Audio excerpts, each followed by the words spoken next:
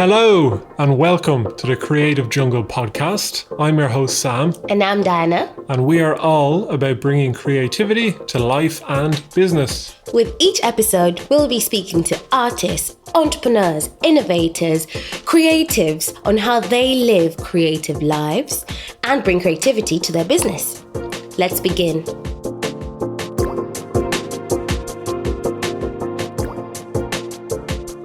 So today on our Creative Jungle podcast, we have a very special guest, the lovely Jo Cruickshanks. She is currently on a mission to create a movement of change empowered by breathwork and is also a creative strategist.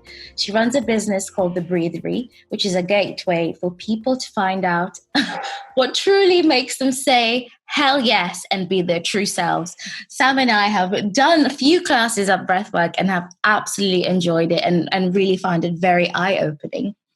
She's been on a journey from running her own branding agencies, helping to build websites, brand stories, marketing campaigns for big brands like Pretty Green, to burning out twice along the way. But the discovery of Breathery, founded upon finding out the joys of breathwork and its benefits, has led her to lead a kind of a seemingly more fulfilling and creative life. So we're interested to find out about branding, burnout, building a community, what creativity means to Jo, and lots more. So thank you for listening.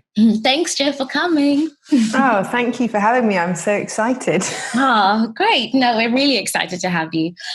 Just to begin, do you want to just give everyone who's listening an intro to your background and what you currently do?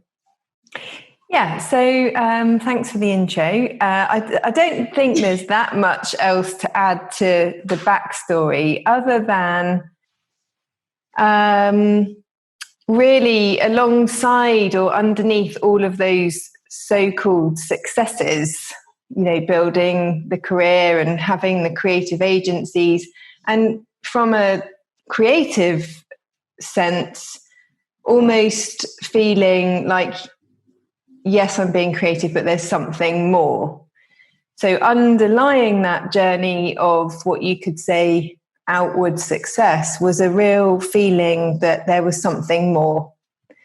And that's what brought me to kind of, you know, make the step from, I guess, a service-related industry to really dealing in the realm of the somatics. So not leaving behind strategy, but coming from the understanding that when we go to work, we take our bodies to work. And if we really want to have creative, authentic, aligned businesses in the world, then I believe we've got to get in touch with the body. So that's it was, you know, it was really my own journey from my head down into my body, and then realizing, shit, this is what we need to be doing, because otherwise we're all going to work discombobulated, and then we're not fit for purpose. Yes. So we may have heard the whisper of our purpose,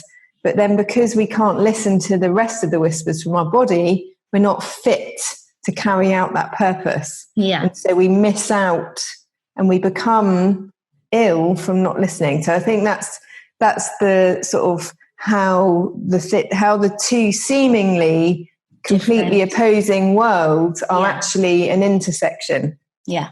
That I see that the world needs more of. That's the thing. So it's not leaving the past to create something new. I'm really interested in where intersections cross, and how we can, you know, blend different so-called separate things and bring them together. Perfect. That's what the body does. Yeah, absolutely. Yeah, makes a lot of sense. So with the Breathery, I don't really know where it's going, and this is coming from a strategist, and that's a purposeful thing, because really for me, the Breathery is the next wave of my testing and hypothesizing about what I just talked about. What happens when a group of people breathe as a community, and I maybe stand in that intersection and help them or guide them on the journey from head into body as leaders, what happens to their businesses, their ideas, and their strategies when that happens? And we're in the beginning of that hypothesis. So I don't know where it's going. I'm just following my impulse, which is what I just explained. But led by that question. Absolutely, yeah. Led by the question of what happens when we bring our whole selves into our work. Brilliant. I love that. Yeah. And I guess on breathwork, how did you get into it? Was it something that you started doing before you finished kind of with the creative agency work? Yeah. And was that the conduit for figuring out what was to do next? Or how does that whole process come about? Well, it's quite a funny story, really. So whilst I was creating this outwardly successful life for myself and working 100-hour weeks and all the things that we do, right, when we're building that first arc of life, I had a sneaking, like I alluded to earlier, I had a sneaking feeling that there was something more, something deeper. And that started when I was at university. I started doing yoga. And then so that started a 20-odd year journey of shopping in the spiritual supermarket, looking for meaning, looking to understand why I felt, even though I was doing well, I still felt, a little bit disconnected, etc., etc. And I guess, so breath work, after I had my first child, which is really one of the catalysts that took me going deeper, because when you have a child, it really calls out all of the things that maybe need addressing, like your 100-hour working weeks and all of those kind of things. Yeah. So, and I discovered a guy called Max Strom, who has done a couple of TED Talks, and he is a breathwork teacher, disguised as a yoga teacher, because he cleverly understood that people will come and do yoga, but people maybe, and this was probably 12 years ago, wouldn't come and do breathwork. So really what he was doing was breathwork with a bit of yoga movement attached to it. And a friend and I went with neither of us would do it. I had postnatal depression. She had postnatal depression. And we went and we got rid of the dads and the kids. And we went to have this special yoga weekend, which turned out to be breathwork. And it was transformational for both of us. And I remember walking out of the weekend after tears coming when I was breathing, and also it was like, what is going on? This is supposed to be yoga, and I'd had moments of, sometimes you can cry in a yoga class in Shavasana, but this was different. This was like deep. And I walked away, and I remember getting the tube home just thinking, there's something wrong with me because I'm scared of my emotions. And it felt like something had opened, basically. Yeah. And so that started, and I then went on to do his teacher training. Yeah. And in that process, in that opening to breathwork, I came across a breathwork class that was down here, because by now I was in Dorset, not living in London. And my friend said, actually, she said it was me that said it, but I think it was her that said, do you want to go to this thing called rebirthing breathwork? And I was like, sounds weird, but okay, let's do it. And by now, following Max Strom's stuff, I'd sort of opened up to different other stuff, sort of looking at the emotional angle. Anyway, we went along to a more transformational breathwork practice. And so this was about 10 years ago now. And it was weird and wacky. And I didn't go back to another breathwork session like that until another 4 years later.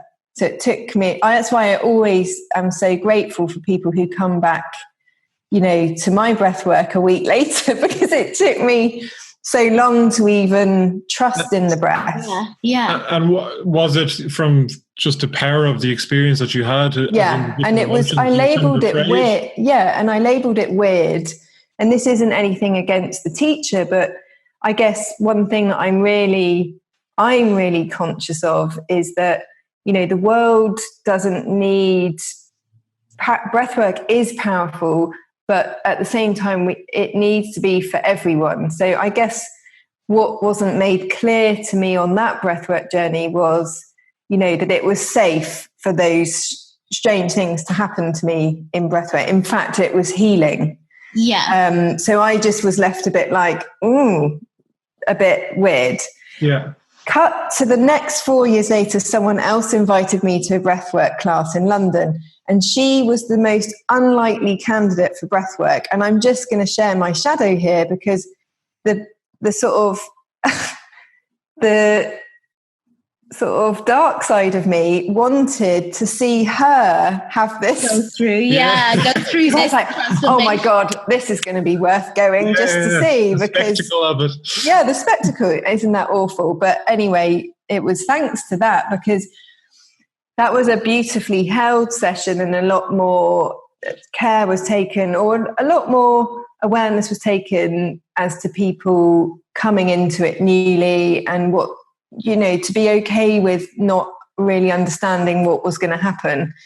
And I just instantly felt a lot more relaxed. Anyway, we had the big experience, and that was about a 2-hour session, and it was beautiful. And I remember going out into Marylebone High Street, and literally I was stood in the Tesco's Express vibrating, and I looked at my friend and I was like, the whole world needs to know about this breath, Louise. There would not be any war. People wouldn't hate each other. And it was like this. And then I feel so present as well. It's just, you feel so alive. Yeah, you feel so like, I don't know. It feels so real. And truth. Yeah. And kind of in control, I would say as well. As in, you just feel as if, especially in London, there's so much busyness going on. I've found when I've done the sessions with you that just for a couple of days later, everything just feels a bit more, in my control, and it's okay. Safe. It brings you into safety in the body. That's what I've realised since. And then just to say, you know, I forgot about that moment, that aha moment. And this is why I'm committed to the work that I do, because it's so easy to walk out of these experiences that have the potential to really be the driving force back to your creativity, back to your voice, back to your truth. It's so easy to let ourselves become busy again and forget it, which is what I did until the next time when my life became utterly painful again. And on Instagram, I saw a breathwork thing, and I was like, breathwork, I'm going to do that again.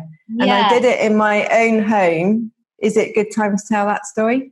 Yeah, go for it. I was so scared of attending someone I didn't know's breathwork online. And this woman, Erin Telford, her name is, she's super cool and big following. And so I saw that it was going to be recorded, and I thought, I'll do the recording, I won't go live. And I was in a pretty desperate time in my in what was I doing? What was I doing? I was dissatisfied. It was painful in life. And I laid down on my bed and I did the breath work, and I cried, and I connected back with that feeling of safety again. And it was such a relief to come back. And I went to sleep kind of like, with that feeling of it's okay, I'm okay. And the next morning I woke up, and that's when I decided to teach. Wow. Because I was really in persistence, I would say, definitely, and kept going back to it if you know it feels right. Yeah. Something was pulling you in that direction. Absolutely.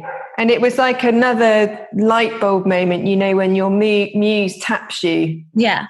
And says to you, okay, there's something in this.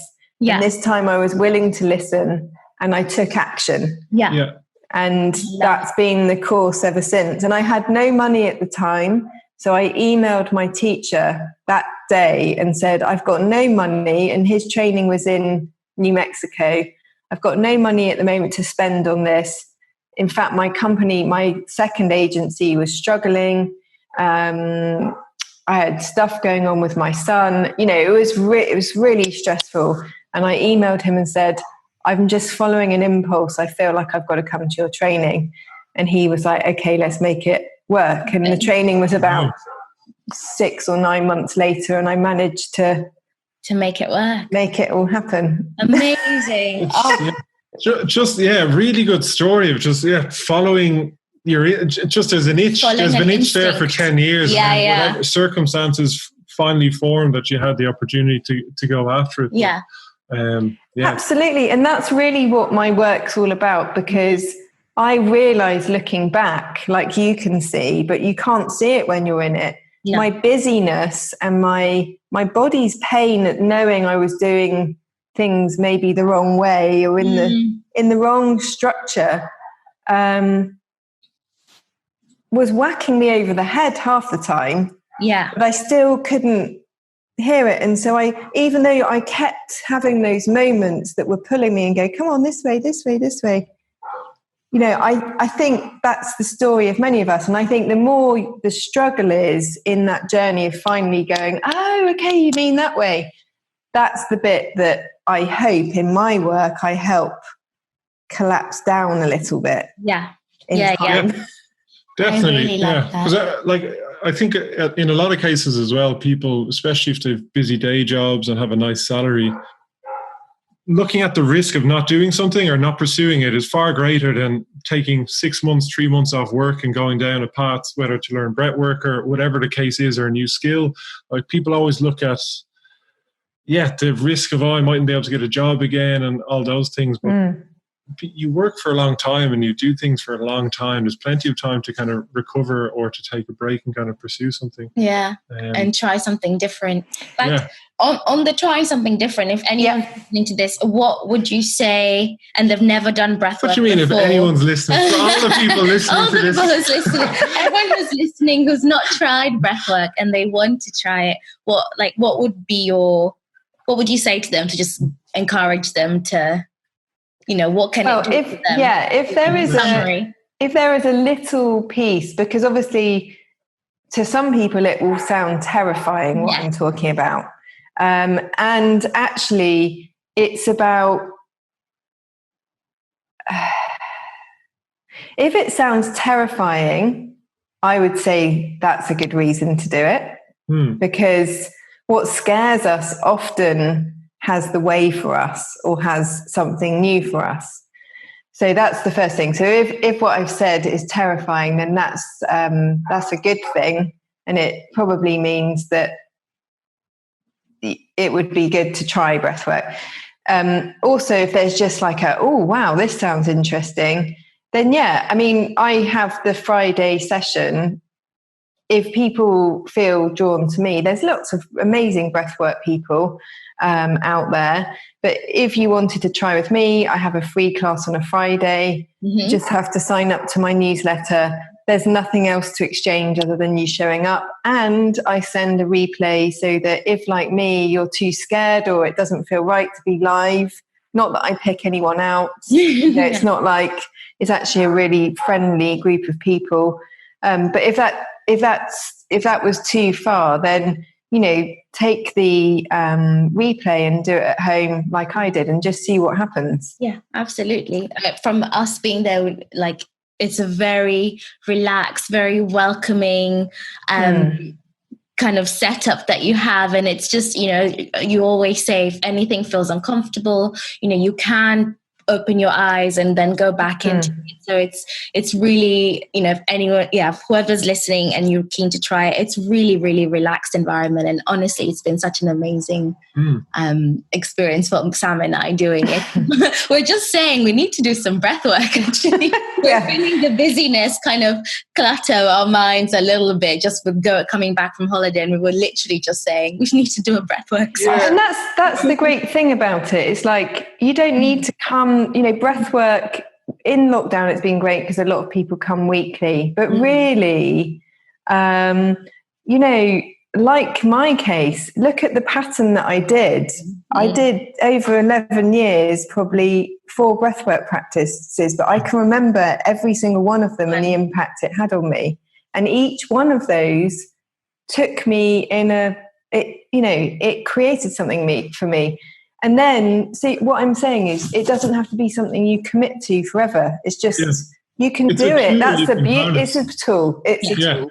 And kind of, I think, Diana kind of refers to that, where we did it a lot when it started, and it really helped get lots of clarity what we do as a business and all that stuff. Now we just went off and we've been doing it, but now it feels again, it's like now it's time to go back and explore and revisit. And I do the same thing. It's like you get the energy and then you go and take action, and then you'll come back again and get the energy again, and then take action again. And it's this process that we go through that, again, doesn't have to be like, I've got to do it every week, I've got to do it every day. It's not about that. It's just like when you feel, actually, I'm feeling a bit agitated, or I feel a bit like I'm getting too thinky in my strategy, for example. Yes. It's a good time to do breath work. Yeah. Absolutely. Definitely. And in that, moving on to the kind of the work side of things, so the marketing, community, branding, you've have amazing experience in this. What advice would you have for growing a community in the way that you've kind of grown that dedicated following in breathwork, and you've done also other very different companies? What advice would you give? So I'm feeling called to say something different, which is, I believe, and this is what I'm doing in my own community building, that if your impulse is to create community, then it's about giving. It's about giving before expecting to receive. And that's why I give breathwork for free, not because I want to get something back, but because I have an idea. I have a moving, evolving idea, and that's what really.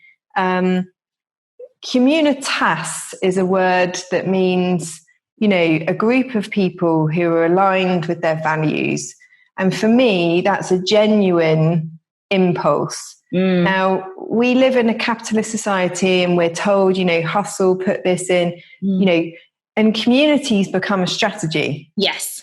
And everyone knows that.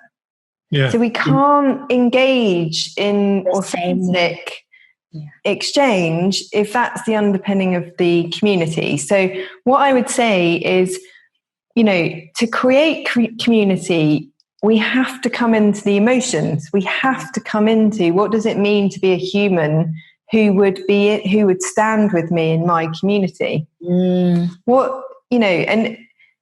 it's beyond the value proposition ideas, or questions, but it's, if you can take the basic framework of value proposition design and take it one layer deeper and take it into, really understanding people and their needs and having conversations. It's like I always say, well, have an idea and then start talking to people. And from those conversations, without the agenda of I'm fixed in what I must do, see what emerges. I really like that. And from what you do, like, you keep it relatively straightforward, as in you're totally transparent, honest.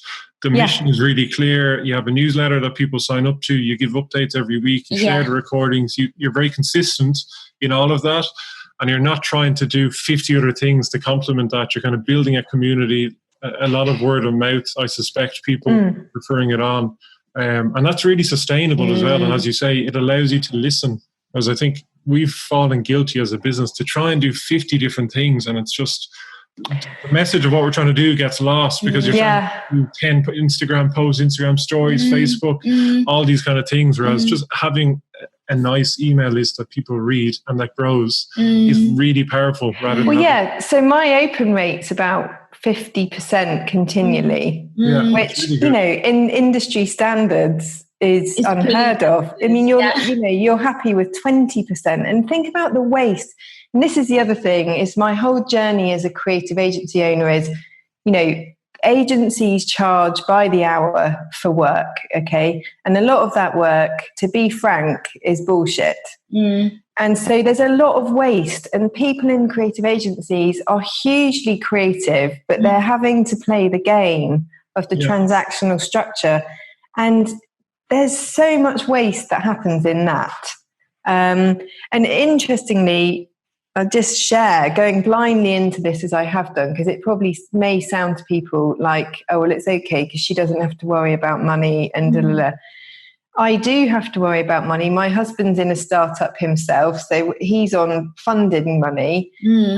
But I've been like really trusting in this, give things away before, because, there's a lot of also ideas that, your worth is connected to how much you charge. And take it from me as someone who's been charged out at 10 grand for, one strategy session. Yeah.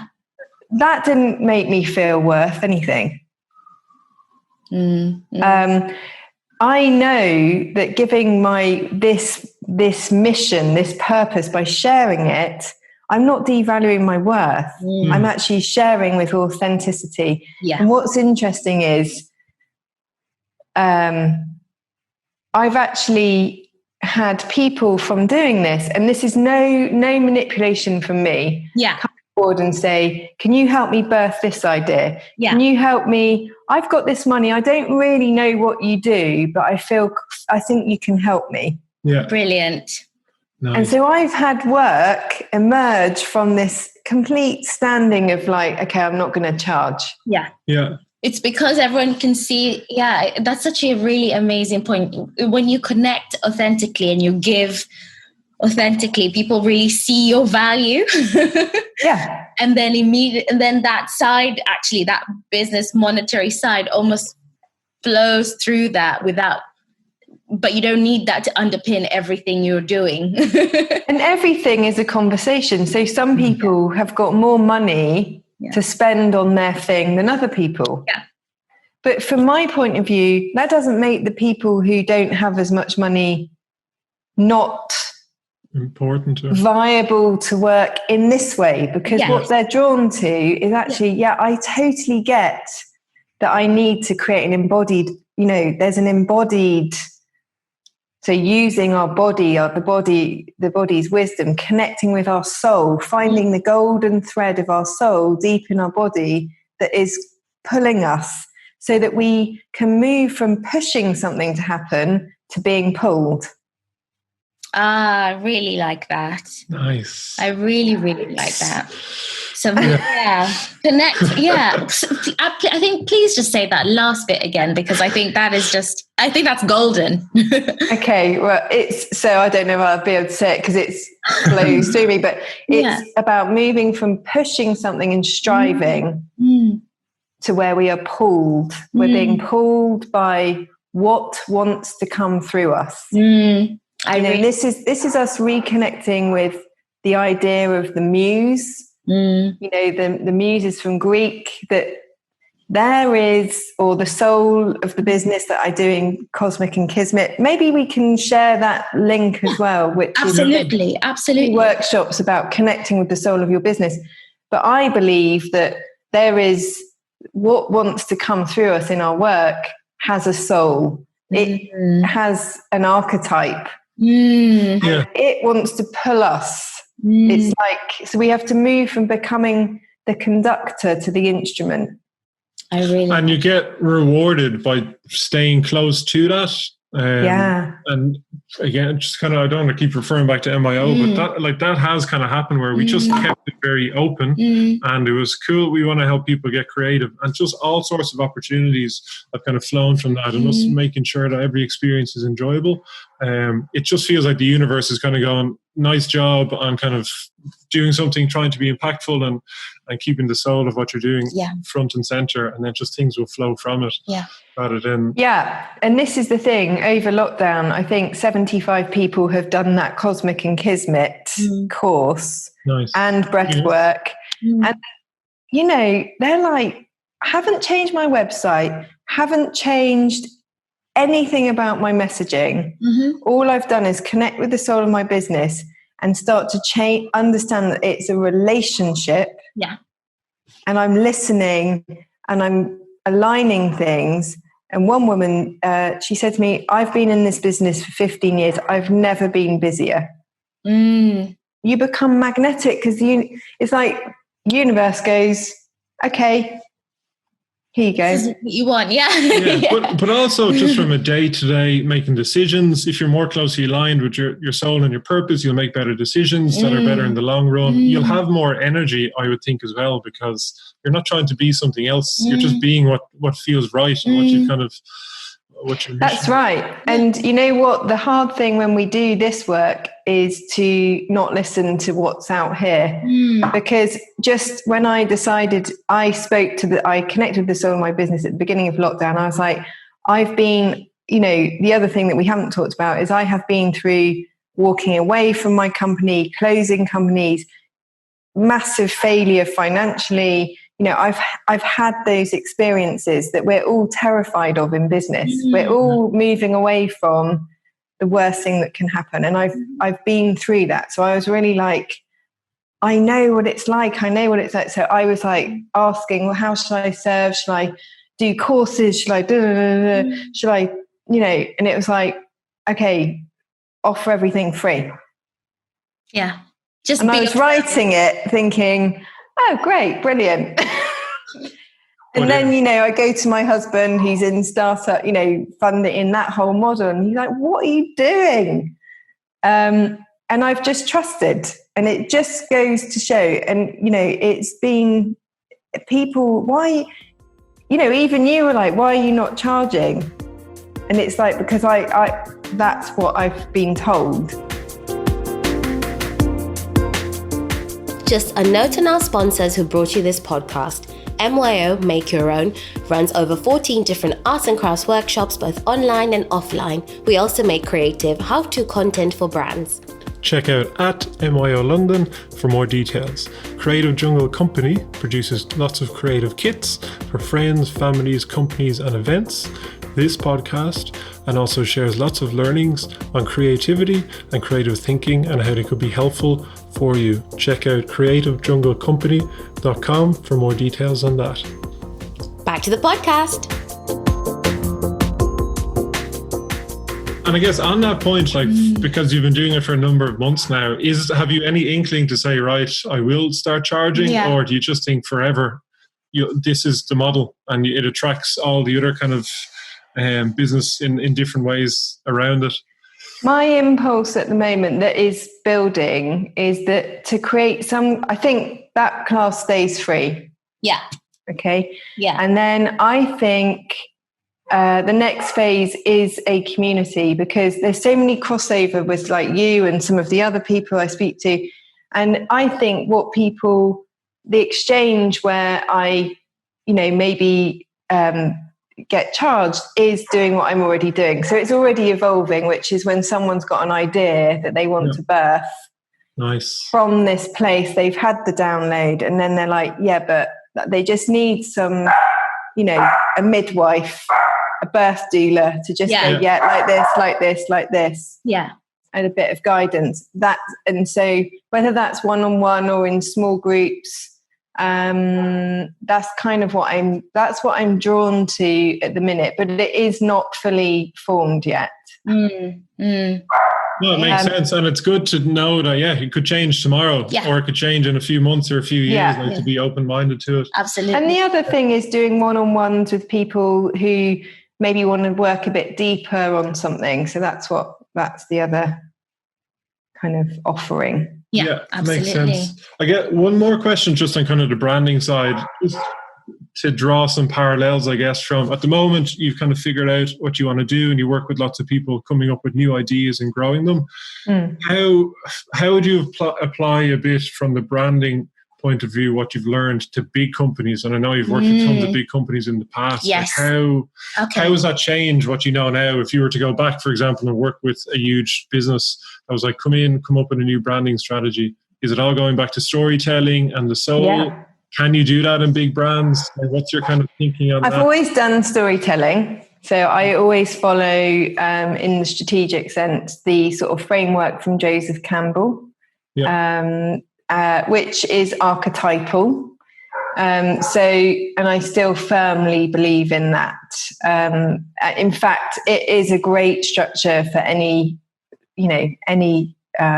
business, large or small, because it's about humans. We are storytellers. Yeah. And we understand, even at a soul level, the archetypes of a story. Yeah.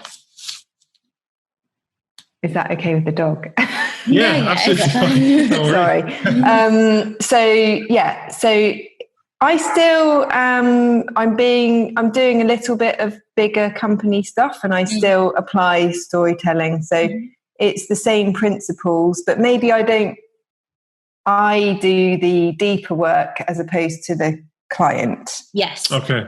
Yeah. So I do the more intuitive kind of stuff. Yeah. And I might slowly, gradually bring that into the mix. But I've always worked like this. In fact, someone who used to work with me came to breathwork, and I was I was interested. I was like, what was it like? He said, well, it was like being in a workshop with you, but we were breathing.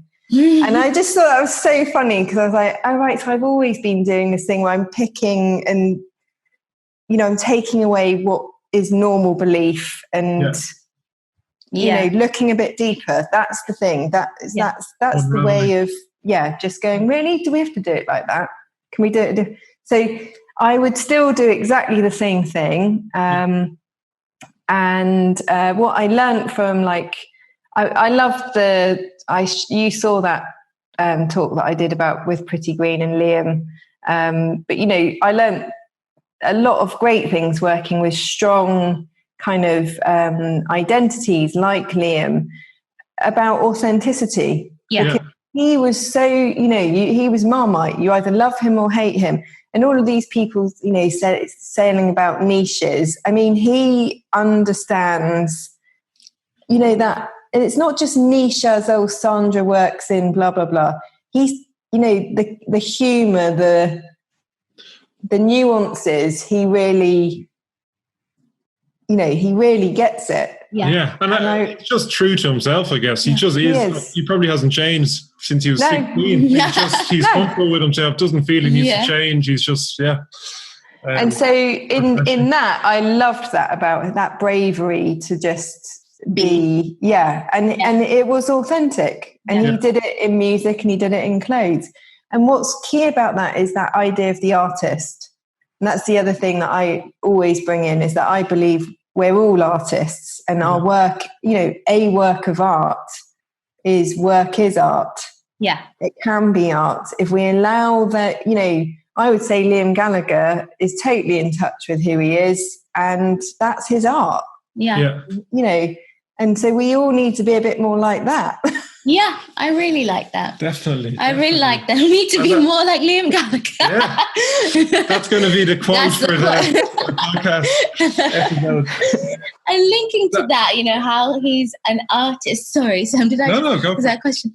I was saying, linking to that, how he's himself and he is an artist. How does creativity? How does breathwork help kind of release creativity, and your work in terms of diving into the soul? How does that tie into that creative side? Because we've talked about building a community, we've talked about kind of your purpose, and but now that last piece, how does it link to creativity? So if the dog doesn't bark. So for me, and my experience and my understanding, is that creativity, true creativity, is, without wanting to sound woo-woo, it is the divine. Yeah. Okay. Yeah. And we live in a creative universe. Everything around us of nature is creative. We are naturally creative. It's how we are.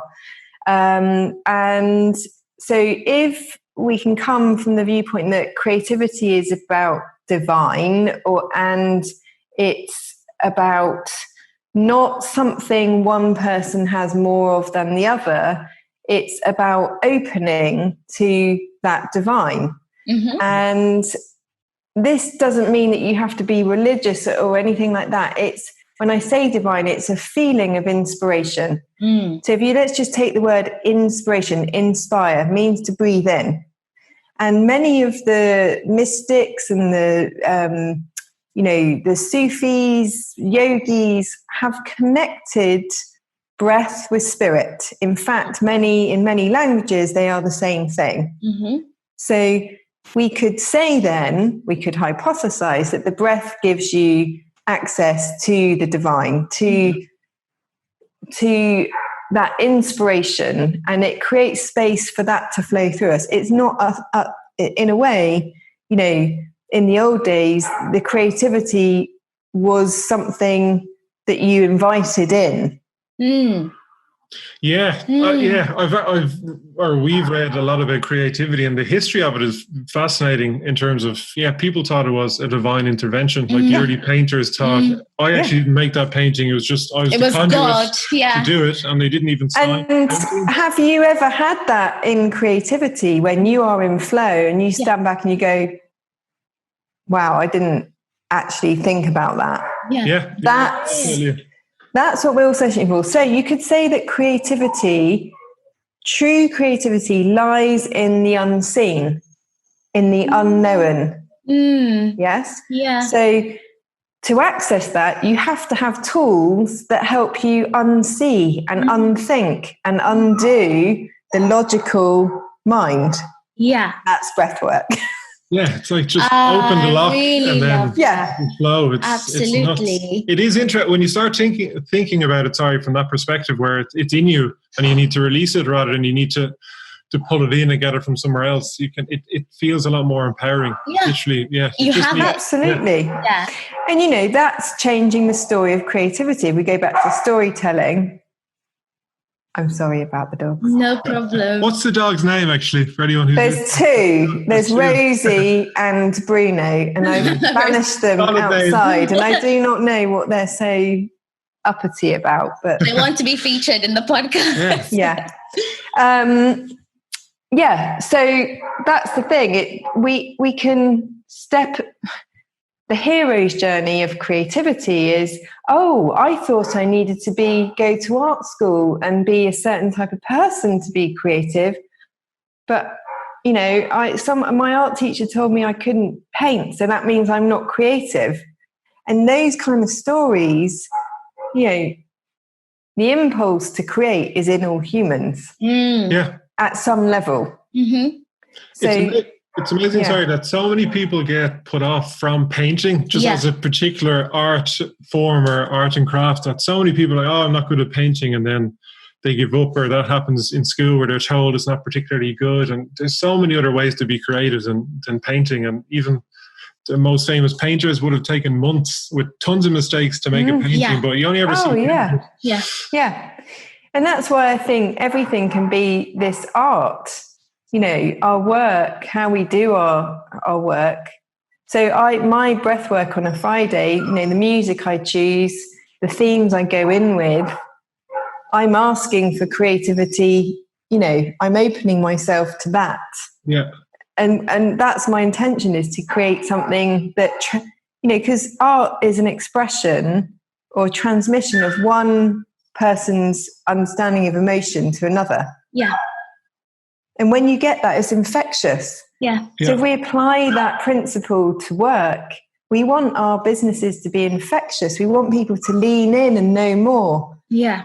And for me, the story of the artist, transmuting and transmitting their understanding of their emotional realization to another human being. I mean, that's how you build community. Yeah. Yeah. Oh, I really love that. No, that's really good. So it is so. That's just, as Sam said, that's just so empowering when if you realize that it's something you have in you, it's something you can tap into, and it's something that you can release and transform and transmute and transmit to somebody else. And that's a reminder, I think, that we all need to have. Yeah. Every so often. Oh, believe me, me included. That's why I teach this. Yeah. Yeah. Yeah. Because I'm the same. I got told when I was really good at art, and then I closed it down when I was 20. So my journey at the moment is going back into painting. And Nice. discovering that, rediscovering. Reconnecting with it and trusting in it, it's not someone else's view. Art, like everything, has been, creativity has been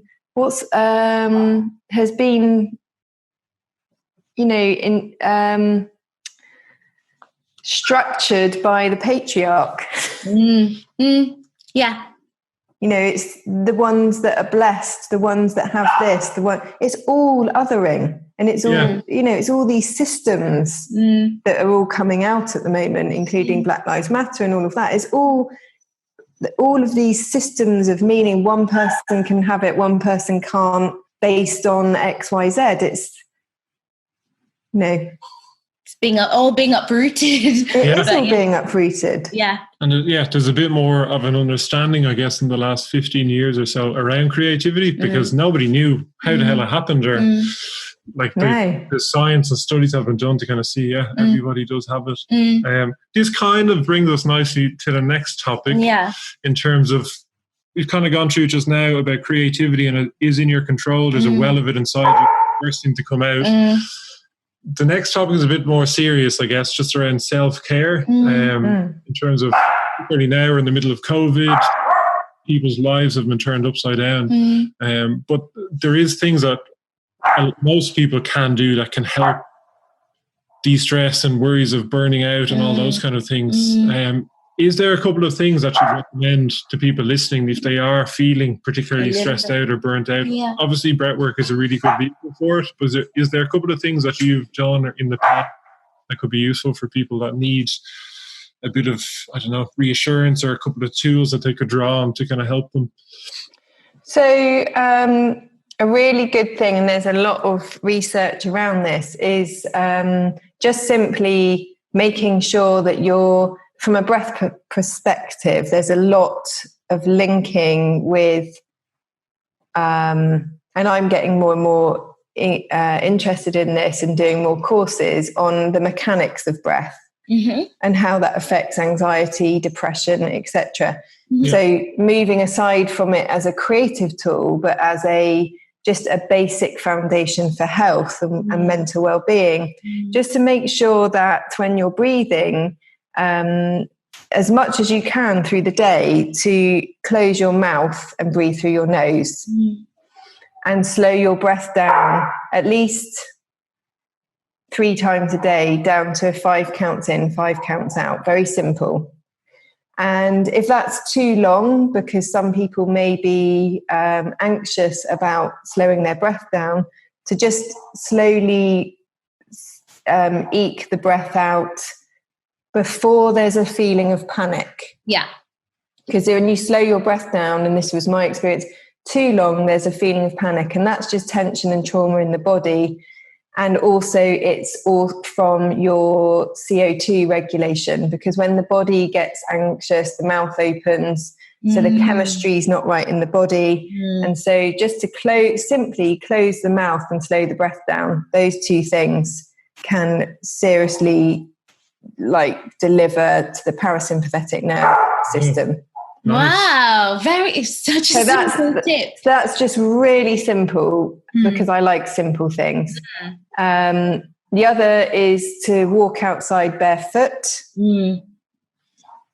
Nice. Connect with the earth. Whilst doing the slow breathing is just good.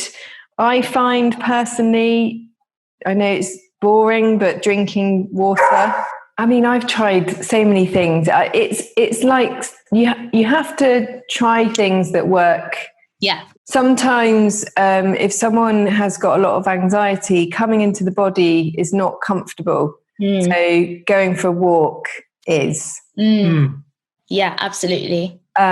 Sometimes, going for a walk is too triggering, but lying on a piece of grass and going to sleep is the easy way. Yeah. It's about finding the ease, I would say. Self-care, we've just got to find the ease and allow that, you know, it might look from the outside that you're being lazy and messy and, you know, you're letting go of all the things, but actually sometimes that's necessary. Yeah. I really think, and I hope that lockdown and everything with COVID in the long term will just give people lots more perspective, and just particularly around the busyness thing that I mentioned earlier, where it just, and we're all guilty of it as well. Just you become a busy fool and you're rushing to things, and like now it's like everything is kind of stripped back a little, and you can actually figure out what is important. And just going back to that technique I just gave, you know, if breath is life, then how we're breathing is how we're living. So if we're going about our life and we're not even noticing how we're breathing, and maybe we're holding our breath, or maybe we're wandering around with the mouth open, we might be going for a run with our mouth open. And in the long term, that's creating more toxic load on the system. And there's so much research about this. So, you know, just connecting with that breath slowly in through the nose, out through the nose, is just a foundation that you can keep coming back to. Yeah.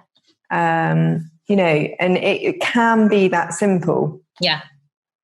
Yeah, I think really that's what advice. I've learned. And even, it's funny you were saying about walking, you know, but the very simple things that we just take for granted, slowing your breath, walking outside barefoot. I was listening to, I can't remember the name of this guru on another podcast, and those were exactly the tips of advice he was giving, you know. Yeah, it's simple. I mean, we've all done the yoga, you know, I've done yoga every day and all of that, but at some point it becomes another strain. Yeah.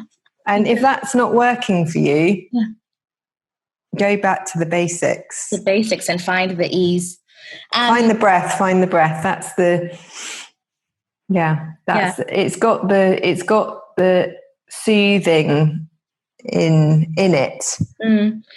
And is there any on that actually in terms of breath work and this kind of self-care, are there any books or kind of resources that you'd recommend that you found really useful in your journey with this, that somebody could read or refer with breath work? There's a good book, well, I haven't read it, by James Nestor. Although he does, I mean, he just is really pushing the nasal breathing. Obviously in breathwork we do mouth breathing, but he also, all breath workers that are pushing nasal breathing, most of them have come to recognizing the breath by doing transformational breath work, which is with the mouth open. So all of them, because I've messaged them going, so are you saying that open mouth breathing is bad? No, they just want people to breathe on the foundation with the mouth closed.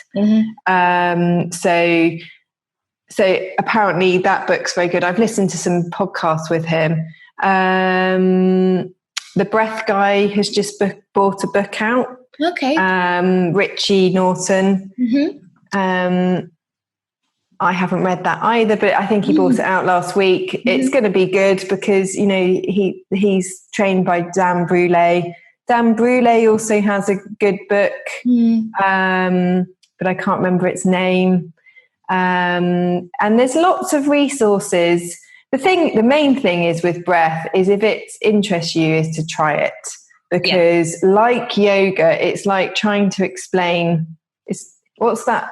There's an old saying, isn't it? It's like trying to explain what a banana tastes like, or what bananas like.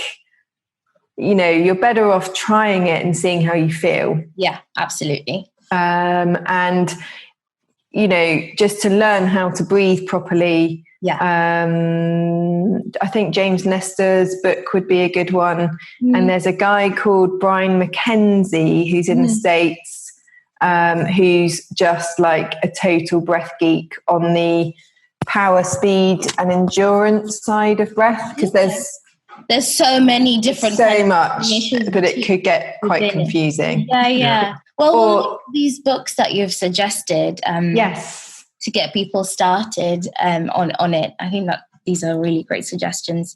And I guess a lot kind of tying up towards the end, what are you curious about right now? Because you've touched on so many different things, and you've talked about this evolution of your business and just kind of seeing where it takes you, and you're kind of focusing on connecting with the soul and seeing where that goes. But in general, what else are you curious about right now? I'm curious about the kind of the breaking down of systems. Yeah. I'm really interested in things like teal organizational structures. I'm a bit of a geek when it comes to structure of organization, or even the body, how energy moves through structures. I'm really interested and curious about. I'm also curious about things that I don't really understand, like quantum. There's a part of me that really wants to geek out on, I don't know. I'm reading this one book. I keep telling my breathwork. Stalking the Wild Pendulum on the mechanics of consciousness. Oh, wow. And it's blowing my tiny little mind about how molecules vibrate and come in and out. I mean, it's just like, what? So I'm really curious about those kind of things. I have no real understanding of them, but they intrigue me. So system structures and how energy moves through things, whether that be an organization or a body or the world. Dimensions. I love that. Amazing. That's really amazing. I guess kind of wrapping up, unless if there's other things that you want to chat about, we can do that. But if not, it'd be great to share contact details and a little bit about how people can find out about the Friday sessions that we mentioned earlier. Yeah, well, I just want to say I love what you guys are doing and standing for. I think as my teacher says, and as I know intuitively, creativity, this reconnection with creativity is where we heal so many of those stories ingrained in our bodies that tell us that, we're not this, we're not that, we're not. And I label that as tension or trauma, whatever you want to call it, but that's the good stuff. So the medicine you're bringing of creativity is brilliant. So thank you. Well done. And then if people are interested in trying breathwork, or they just want to ask me a question about whether it would be the right thing, my website is thebreathery.co. There's not very much on it because I'm in that space where I took everything out, and the only thing you can really do on there is sign up to come along to breathwork and join the community, which is highly recommended, of course, and everyone is welcome. So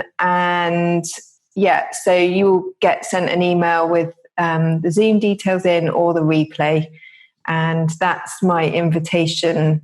On Instagram, I'm at the Breathery. I don't post very often. They're always cool. They're always interesting. I always mean to, but again, I'm not striving. I'm purposefully not striving. So I won't force myself to do something that doesn't feel in the flow. Yeah. So you get to see the flow coming in its ebbs and waves. And I trust that that's right for now. And then finally, if anyone is, I don't know if I mentioned enough, but if someone's interested in storytelling, check out Joseph Campbell.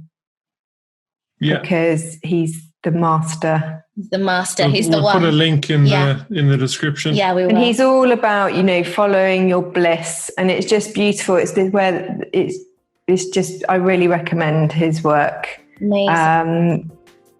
As a framework for working out what your story is. Yeah. Nice. Awesome. Cool. Well, I guess that's kind of a wrap. Yeah. Thank you so much for coming on. Thank you for having me. It's such a pleasure.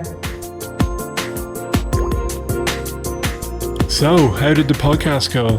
What did you learn? If you'd like to find out more, check out creativejunglecompany.com or at creativejungleco on Instagram. You'll see our creative kits, previous podcast episodes, and all our blogs on creativity and creative thinking.